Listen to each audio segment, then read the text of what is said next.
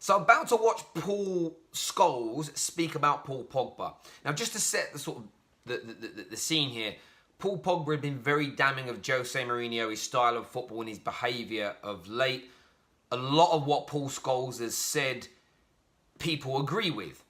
Equally, people have been very disrespectful of, say, Gary Neville because he's been critical of the players. He has suggested that maybe, just maybe, the Man United squad is playing at its absolute maximum. And if you listen to Jose's recent press conference, he said last year one of his greatest achievements in his managerial career coming second because he believes that a lot of the teams that Man United finished in front of have better players and better squads with more potential than his.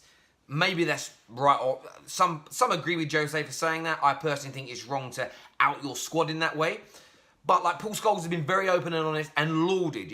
And this is a point I'll make here about credibility. He has been lauded and praised by many, many Man United fans for calling out Jose. So surely that's going to, whatever he's about to say here about Paul Pogba, surely that's going to give him a bit more credibility in doing that. Let's see what he has to say anyway. Just hope that the penny will drop with him. He's getting to an age now where you think it should be, but performances week in, week out are showing that it's taking too long for him to become a mature player. We can't just keep on having the same conversations though about Paul Pogba and him missing out. I mean, this is a huge... United loses. They're 11 points off the top four. I look at Paul Pogba when he played in the World Cup, and he was an integral member of that team, and they won the World Cup. He wasn't the showboating Paul Pogba that we've been used to seeing, but he was an effective Paul Pogba within that team, and that comes from the manager laying down the law. He was dragged off in a game before the World Cup started in the friendly, and that was almost... See, when I listen to that, I don't disagree with Rio Ferdinand. I think he's right. But does that suggests to me that Paul Scholes' poor performances at Man United, his showboating, his lack of doing the basics right, his lack of determination is a conscious choice? Because Jose and Didier Deschamps, they both dropped him, they both pulled him off. Maybe behind the scenes have done it differently. Didier Deschamps definitely hasn't attacked the man in public. I understand all of that. But we go back to the point of view we spoke about a few days ago. There is professionalism. There is professionalism in football and in every walk of life. That means you go out there and give your all. And everything that Rio Ferdinand has just said there, I understand and I don't disagree with.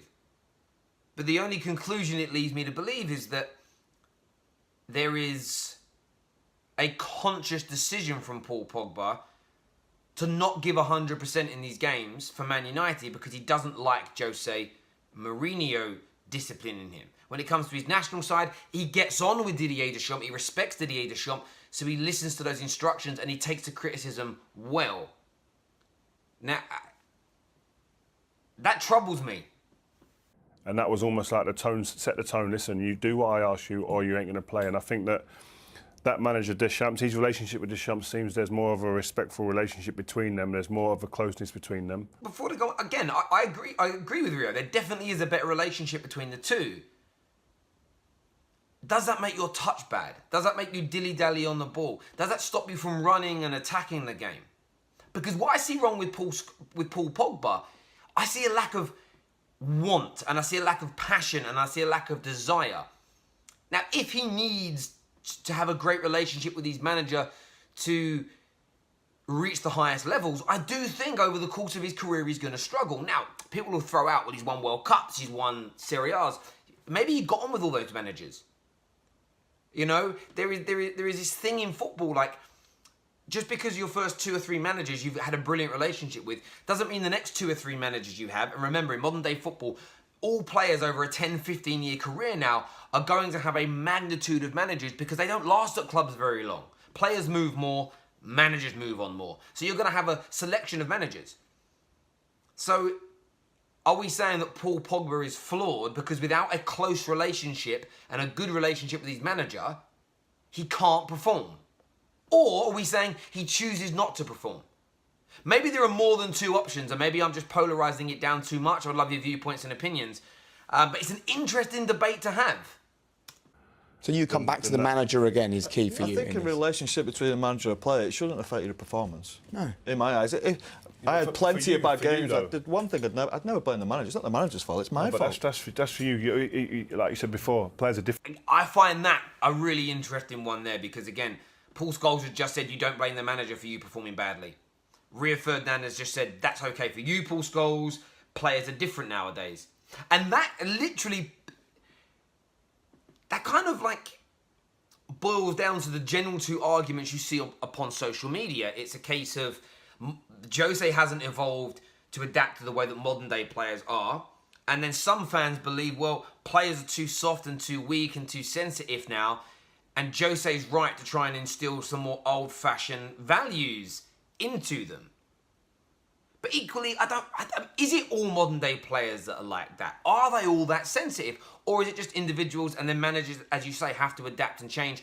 I honestly, without trying to sit on the fence, I do think there is 6 of one and half a dozen of another.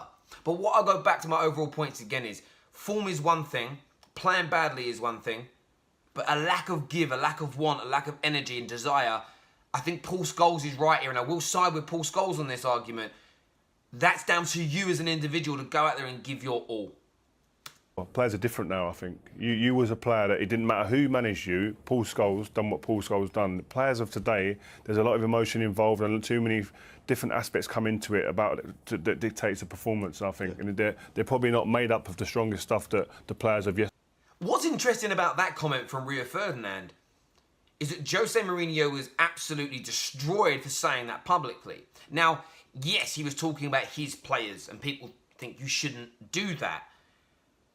But equally, are we becoming so sensitive now as a society that we can't speak the truth? And I'm asking that as a question because I don't know anymore. I really don't know anymore. When Jose's asked a question and he answers it honestly, he's often called, and I've done it, I called him unprofessional. I think it's naive to answer some questions. Maybe he should keep these things behind closed doors. But equally, are we just accepting that players are now softer? Are we now just accepting that we can't call them out, we can't criticise them? They don't even... We're now seeing players that get upset about being criticised behind closed doors as much as in the public eye and in the public domain. And I'm asking this as a question as opposed to a statement here. Are we just going to accept that as football fans and as footballing people? Do we just accept that and say that's the way it is? Or do we push back and say, no, actually, we've got to back the managers, or we've got to make them tougher, we've got to assert them and get them ready for life. They can't behave like children for it. I would love to know your viewpoint. I'm not even passing judgment on that. I just want your viewpoints and opinions. The year were, and that's a fact. That's just the way it is. It's very easy for a player when you're playing badly to make the excuse and to blame your manager. Very easy to do that. I agree, but I do think that there is a Paul Pogba out there waiting to be charged up to play, and he may need that manager's arm around his shoulder for him to perform. Well, we've seen that, Rio. We've seen the qualities he's got, but too often it's just not there. Do you know, it's such an interesting one between the two, the debate between the two of them there. I think Paul Pogba does need that arm around him. He does need his ego massaged for him to be able to perform. I understand it, but I also feel like that's a flaw within you because you can't always be fortunate enough to get a manager that's going to treat you in that way or that you're going to get on with. Like, I get the impression that Jose has that relationship with certain players. But the point is that you're not always fortunate in life to get a boss, to get a manager, to get a coach who you click with. So suddenly you look at someone like a Paul Pogba and I think to myself, if you're so reliant on a manager, and I'm using Paul as an example here, if you need a manager and a great relationship with him for you to be successful, the question I'm asking is, does that make you a flawed player? Does that stop you from being a world-class elite individual and not just a very good football player? Would love your viewpoints and your opinions on that. Please do me a massive favour and smash that like button for me. As always, you always know I very much appreciate the support you give us here on the Football Terrace. And let me know what you think to these reaction videos. Again, very innovative and new for us. The only football channel out there doing them. as ever, your viewpoints and opinions are the most important thing for us. This weekend, of course, Saturday, 2 Fan Park Lives. We will be covering big games this weekend. Chelsea City, of course, United and Arsenal both kick off at 3 o'clock. So make sure you're tuning in to Fan Park Live, either on my channel, The Football Terrace, or, of course, directly with the Ultimate Football Fan YouTube channel as well. You can watch us on our application and on Amazon Fire as well. So we are available on multiple platforms to give you all your footballing match reaction pleasure. Take care of yourselves. God bless, and I'll see you all again soon. Bye-bye.